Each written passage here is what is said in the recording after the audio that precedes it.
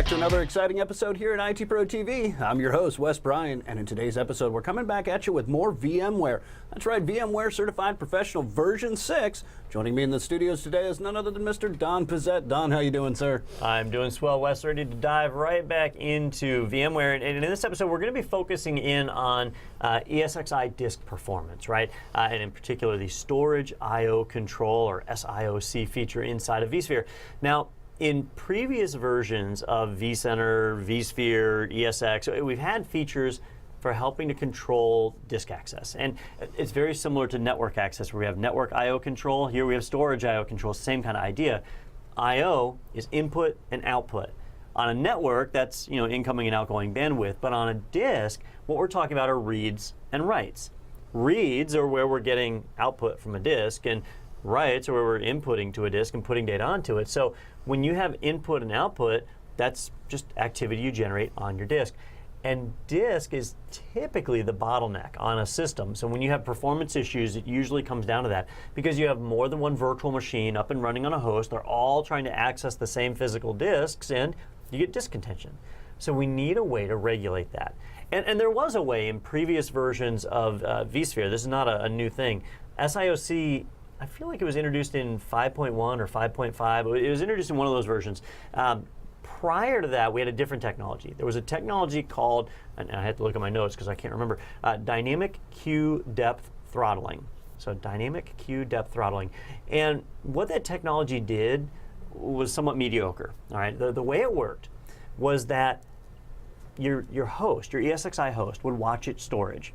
So if we think about storage, it's usually going to be a SAN, a storage area network. You're going to have an HBA, a host bus adapter, which acts as the disk controller that lets you talk to the disks. And as your virtual machines write to that controller, ESXi really just kind of does a first in, first out, first come, first serve type model, where people are sharing that same connection. Well, if enough virtual machines try to access the same disk at the same time, we can get contention. And when you have contention, what happens is ESXi has to start queuing up the disk access. So if virtual machine 1 is writing to the disk, and virtual machine 2 tries to write to the disk also, we have to take the writes that virtual machine 2 is doing and stick it up in RAM. Just kind of park it into a queue. And then virtual machine 1 can finish, and when it's done, now virtual machine 2 can write. Okay, we just take what's in the queue and we write it. The problem is, the more virtual machines you have, the more data ends up in that queue. So what happens if the SAN, or whatever our storage is, whatever our data store is, if our data store gets saturated, it's overwhelmed with disk activity and it can't get to what we're doing? Well, the way that the technology worked previously is that ESXi would detect that. It would see that the disk was getting overwhelmed, and so then it would kick in throttling. And the way that throttling worked is that globally, across the entire ESXi box, so all the virtual machines, it would cut their disk I/O by 50%. It would cut it in half. Just right off the bat, we'll slash everybody by 50%. And that way the disk can catch up, can kind of wheedle down that queue. And once it gets caught up, then we go from 50% back up to 100%, and we let the machines function again. But during that time, everybody's disk performance is cut in half, and that means everybody runs a little bit slower. Now, hopefully, you've sized your environment just right, that your SAN is able to handle the workload that you've got. If you're generating too much workload, you may need to introduce more HBAs or more SANs, more disk, whatever it is that you need to introduce to create the proper level of bandwidth that you need for your systems. Okay, but if you don't, anytime the queue gets full, it's going to slash that bandwidth by half. Well, a lot of people don't like that. A lot of people don't want that. And so that feature got replaced in newer versions of vSphere. In our newer system, we have Storage I/O Control, SIOC. And SIOC gives us really granular control. But on the exam, you may see both. So the older technology, you're not going to use it anymore, right, because it's been replaced. But just so you can remember for the exam, the older technology is called Dynamic Queue Depth Throttling, and it is off by default.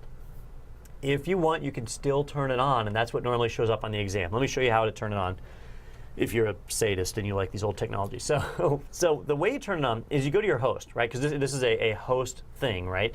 And so you've got to go to your host, and so I'm going to pull up ESX host 01, and I'm going to go into Manage and Settings, and we've got to go to the advanced settings. There's actually not a GUI element for this one, so I've got to go to advanced system settings.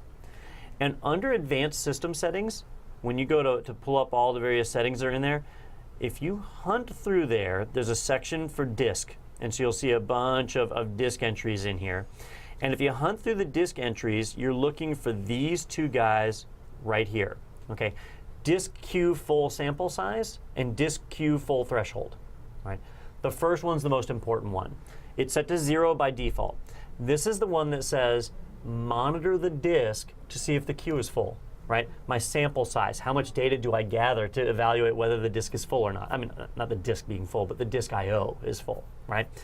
It's set to 0, and that means that the throttling is turned off, right? It's not in use. And if you forget, you can look over and, actually it doesn't say it there, if you float over it, somewhere in here we get like a little tooltip that helps us remember what that one is. But if you edit that setting and change it to a non-zero value, if you make it 1 or higher, now your ESXi box will start monitoring that disk to see if the queues are full.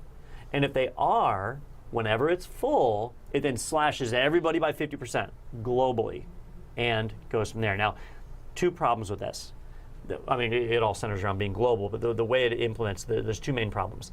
The first problem is it's set on the host, not on the data store. So what if I have 5 different data stores?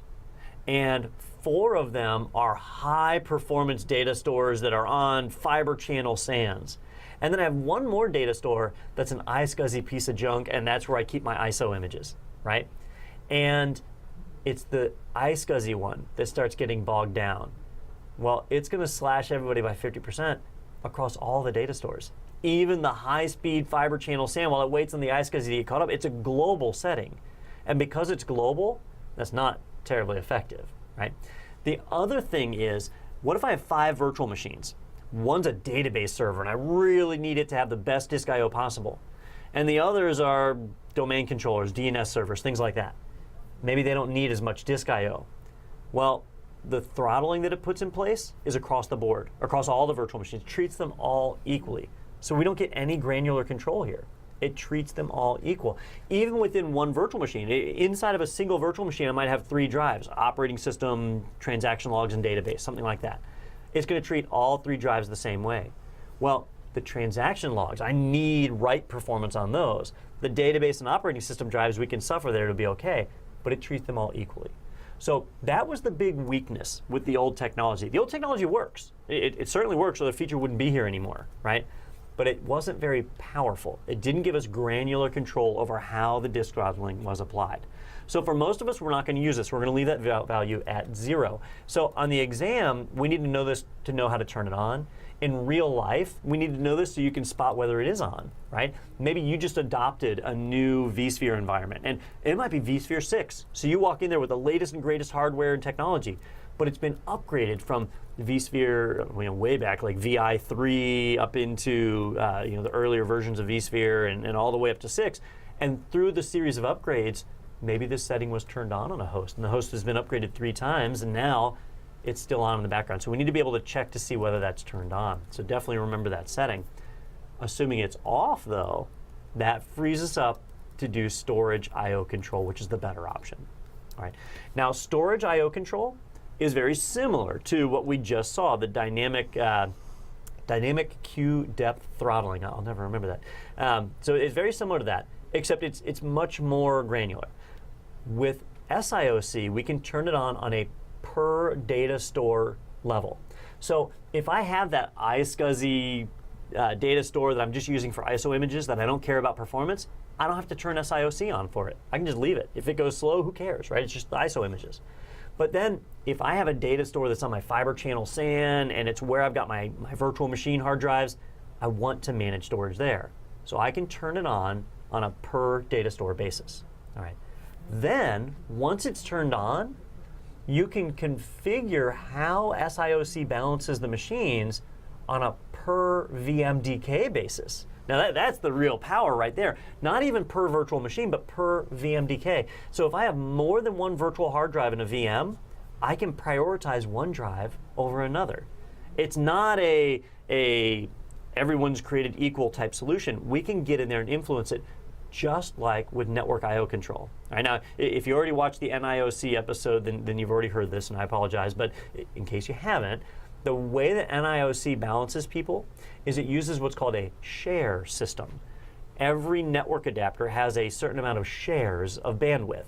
And that's exactly how SIOC works, that every VMDK has a certain amount of shares in the input and output bandwidth of our storage controllers. So think of it as like the stock market, right? When a company decides to sell shares in the company, what are you buying? You're buying a portion of that company. So that's how our virtual machines are. They're buying a portion of the storage I/O. Well, by default, every virtual machine will have 1,000 shares.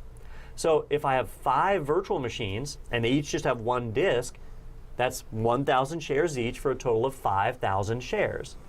And then if we take that and divide it by the 5 machines, right, you end up with, well, back to 1,000 again, right? So they're all kind of equal at that point. And so they each would have 20% of the available disk I/O. They're all equal. And that's exactly how this is configured by default. By default, all your virtual machines and all the VMDKs are created equally. And then we can go in and influence it. We can take some disks and reduce their shares to reduce the amount of disk I/O they get. Or we can take their shares and increase them to give them a boost. Okay, so I might have a transaction log hard drive, and I definitely want it to get priority. So instead of 1,000 shares, maybe I give it 2,000 shares. And so now it'll get more disk I/O when throttling is applied. And that's something I forgot to mention, I really should. Storage I/O control is not always on. When we turn it on, it actually sits there and does nothing until it detects congestion. If the drives are not congested, if there's not, if the queues are not full on your storage, then why would we throttle? There's no reason to throttle. And so it doesn't throttle normally. So the shares, the SIOC settings, they're all ignored right up until the point that we see congestion from the storage appliance, okay? And with SIOC, it's actually really smart. With the old method, with the depth queuing, what it would do is it would just have to do these little tests, these samples, to see when the disk was being oversaturated. With SIOC, it actually looks at the SCSI status messages. The SCSI protocol actually has functionality inside of it that'll tell us when the queues are full. It'll say, like, hey, you need to wait. And so SIOC will hear that. And when it hears, hey, I need to wait, that's when it turns on all the balancing. That's when it turns on the throttling. And it says, okay, time to look at the shares. Well, let's look at who has what share, and I'm going to take the available bandwidth that I've got, the available I/O throughput that I've got, and I'm going to divide it up according to the shares. So if I have 3 hosts, one of them has 1,000 shares, another has 1,000 shares, and the third one has 2,000 shares, then we add that up, it's 4,000 shares, right? It's got to get divided evenly amongst the systems. And so the first host will get 25% of the available I/O. The second host will get 25%, or I shouldn't say host, guests, right? The first VM would get 25%, the second VM would get 25%, and the third VM would get 50% of the available I/O because those are the shares that we assigned it. So we can set that, we can configure that, and now whenever there's congestion, the priority is applied the way that I want it. Okay, that's really important, especially when you've got heavy disk I/O applications. You don't want everybody to be treated equally because your solution is not equal. You need it to match your solution. Don, so if I go out and I buy something like a vSphere Standard, is this a feature that I'm going to see inside of like a Standard Edition, or what are the requirements going to be? I'm glad you asked, Wes, because I completely forgot about that. It's easy to lose sight sometimes when you're dealing with lab environments and stuff that there are some features you got to pay a little extra for. And SIOC is not a free one. It's part of the Enterprise Plus license. So if you've deployed vSphere Standard, one of the acceleration kits or something like that, you may not have SIOC. You'll see the option, it'll just be grayed out, and you won't be able to turn it on. So if you're sitting there scratching your head like, why can't I turn this on? That may well be why, right? You got to have an Enterprise Plus license. There is another scenario, NFS. If you have a data store that's NFS, you can actually do SIOC on it. There's not a whole lot of reason to, but you can. If it's NFS version 3, it's not supported on NFS version 4.1. So if you've gone to the latest version of NFS, it can't do SIOC. All right. I don't know the engineering reason for that. I just know that it can't do it, probably because of the authentication or something of that nature. But usually you don't do SIOC on NFS anyway, because NFS shares are notoriously low performance, and so You're not usually going to put critical data there. But if you, let's say you have to use NFS. For some reason, you're being forced to use NFS. Maybe you just don't have a SAN. So you don't want to invest in that infrastructure, and iSCSI isn't working for you, so you go NFS. If you have to use it, then you are going to have congestion. It's almost guaranteed. So you could use SIOC to try and balance things out there. And SIOC will definitely be putting in some time because that congestion will be there almost always. All right, so I've been rattling on about this stuff. Let's see how to get it turned on, right? To configure SIOC, step one, we need to get it enabled on our data store, right? So in my environment here, I'm going to take ESX host 01 here, and I'm just going to go to its related objects and its data stores. All right, so on ESX host 01, I've got 3 data stores. I have an ISO data store out there, which I'm going to ignore. But then I've got these 2 local ones, right? Data store 01 and data store 02. Data store 01 was the one that was created automatically when I installed ESXi. It's on the operating system drive. And so I don't actually use it for anything. It just sits there. But data store 02, that one is a 500 gig data store, if I remember right, and it's on a little RAID 0 array. It's got good performance, and that's where I'm putting my virtual machine hard drives. So if I were to go into that data store, for example, and hit the vSphere 6 web client has a little bug when you go into data stores. It crashes the UI, which is fun, but it'll reload here. As soon as it reloads, once I go in there, I'll be able to see the virtual disks and files that are a part of it, right? So all my virtual machines will have their disks right here on this system. So this data store is important to me, right? This is the one that I actually care about, because inside of it, I've got my database server and my Windows client. They're right there, okay? So looking at this data store, well, if I want to enable SIOC, I choose the data store, I go to Manage, and once I'm inside of the Manage screen, you can see it right here, Data Store Capabilities, SIOC, Storage I/O Control, it's currently disabled, right? And if I expand that out, I'll see it's disabled, my mode, 90% of peak throughput. That's my threshold. If I hit 90% of my throughput, that's when we start to impose our limits. If we're running below 90% of our throughput, we don't bother with throttling. Why throttle somebody? Let them all have equal access right up until that point. Okay, and then I can see my storage I/O metrics are turned on because, well, we need to be able to track what's going on. Now, it's not actually doing anything yet. I need to turn that on, so I'm going to go over here to Edit. And when I edit the features, here's where I can enable SIOC. Okay, now notice down here we've got disable storage I/O statistics. As soon as I turn on SIOC, see how it disappeared? You got to collect statistics or it doesn't work, right? So I lose the ability to turn that off. It's kind of important, all right? So I can turn that on, and here's my congestion threshold, which I can adjust.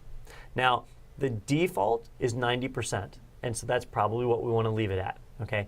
But you can change that. You can change the percentage if you want, or you can go manual. And what manual does is it doesn't actually track the congestion itself, it tracks the latency. It says, okay, I'm going to send a write or a read operation to the disk. It actually sends both. How long does it take? And you can set the threshold. You can say, if it takes 30 milliseconds, that's too long, right? If it takes 29 or less, that's okay, but 30 or more, that's too long, impose restrictions. All right. And so you can pick what's your acceptable level, all the way down to 5 milliseconds, and it can go up pretty high. I think 100 is the highest. So you can pick what that acceptable value is. Most people just go with percentages, though. That as long as your SAN supports the SCSI protocol, which they almost all do, and it's communicating properly, percentage is what we want. Okay. So we can get that set right there. You can also choose to exclude I/O statistics from the distributed resource scheduler. If you're not using DRS, then you don't care about this.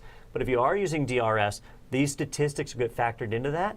And if DRS sees a virtual machine being throttled, it may move it to another host so that it doesn't have to get throttled anymore. And we usually want that. But if you don't want that, if you don't want DRS taking action based on SIOC, you can just check exclude, and then it won't do that. All right. But once this is done, it's now turned on for the data store. And I've got to be careful because it is on. It's on and it's running right now. But all of my disks, they've got 1,000 shares. Everybody is being treated equal right now. So everybody's got 1,000 shares, and that's how it is. So on my system, I've got 2 hosts. I've got a client, and I've got a database server, right? DB01 and WinClient01. And they've both got their disks on Datastore 02. So WinClient 01 is on Datastore 02, which I guess would probably look a little better if I looked under the disk. So if I go under its disk here, we can see it's under Datastore 02. And if I go to DB01, DB01 has 2 hard drives. And so if I look at hard disk 1, it's on Datastore 2. And if I look at hard disk 2, it's on Datastore 2 also, right? So 2 disks, both on Datastore 2. So I've got 3 disks all in Datastore 2. All 3 disks have 1,000 shares each, right? So WinClient 01 has 1,000 shares. This drive has 1,000 shares, and this drive has 1,000 shares. Now, that doesn't mean the database server has 2,000 shares, because it's not looking at it from the perspective of a virtual machine. It's looking at it from the perspective of a virtual hard drive. This hard drive has 1,000 shares. This hard drive has 1,000 shares. So right now, if throttling kicks in, this disk will get 33%, this disk will get 33%, and WinClient 01 will get 33%. And that may not be exactly how I want it. I may want this disk, if it's my database disk, to have more performance when throttling is being applied. So this one gets preference over the other guys, right? And so we can go in and we can adjust that. If we edit our settings, when you go to edit the settings for the hardware, you can come in and you can find the hard disk, and I'm just going to expand out hard disk 2, and right in here, you can find the shares. Okay. Now you actually have this limit I/O, input outputs per second IOPS. That applies all the time. If I implement IOPS limits, that applies regardless of whether the disk is congested or not. The disk could be completely idle, and my IOPS limits would still apply. Okay. SIOC uses shares though, and the shares, those are only applying when congestion occurs, and that's a better option. But if you don't pay for that license, limiting the IOPS is kind of your only real option that you have for doing that. But with shares, I can come in and I can specify a value, and the default is 1,000. You can go high, which is 2,000. You can go low, which is 500, or you can go custom and set it to whatever you want. Okay, well, within limits, 4,000 is the highest value. So anywhere from 1 to 4,000. Once we get that set, now we've got our priority. I'm going to make this a high priority disk. I want this disk to have 2,000 shares.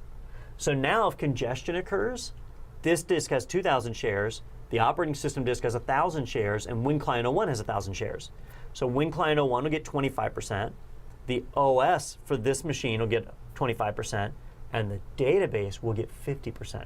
It will get more access to the available disk I/O than the other drives. Now I can balance that out, and we're in good shape. Okay.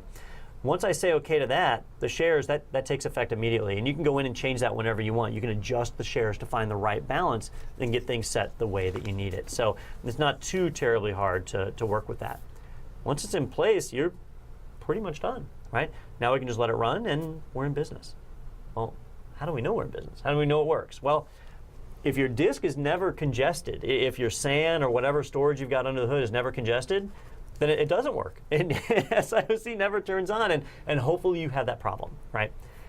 But the moment congestion occurs, SIOC will kick in and it will start working. And if you want to see that, it's monitored from within the data store. Remember we turned it on the data store?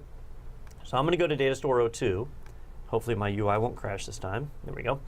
And when I go into Datastore 02, I'm going to go to the data store, and I'm going to go to the Monitor tab up top. And under the Monitor tab, I'm going to go to Performance, and we'll see the general performance for this data store. Eventually, it's thinking about it.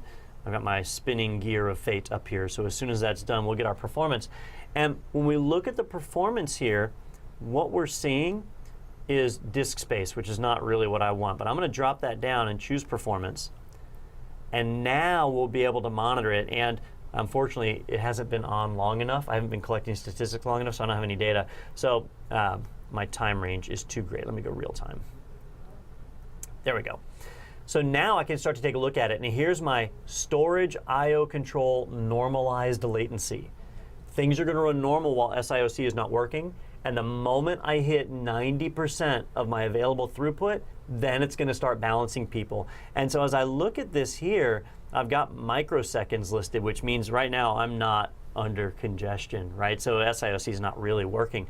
But what you'll start to see is this will level out and flatline. When you hit that 90%, right, it's going to flatline and it's going to balance the individual VMs inside of it. So what we're looking at here are aggregated IOPS. So these are all the virtual machines combined together to create the IOPS right here. And you'll just see a flat line. That's how you spot when SIOC kicks in. That's when it's doing its job. So we would have to go and view the individual virtual machines to see what their IOPS looked like during that time to see them get affected. Down here I can see my max queue depth per host.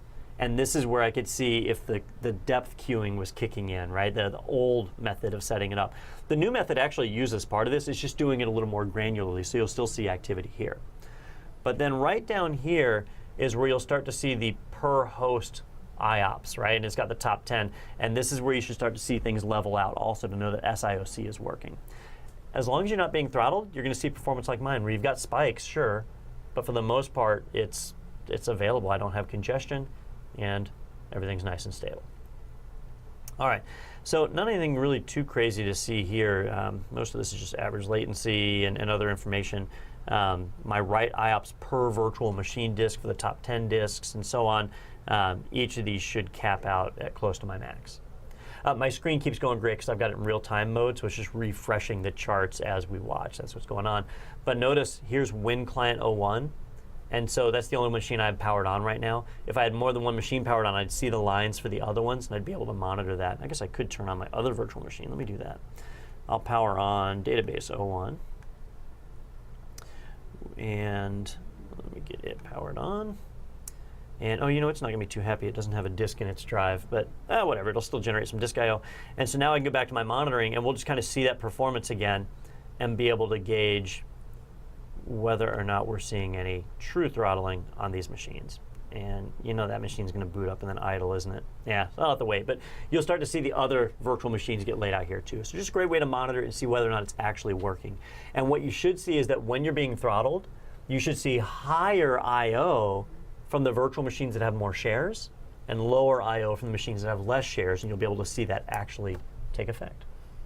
So that's basically it for SIOC. It's pretty easy to turn on, right? Remember the steps. We turned it on the data store, and then we went and adjusted the shares on the VMDKs themselves on the virtual hard disks. So you've got to go through and balance that to meet the needs of your organization.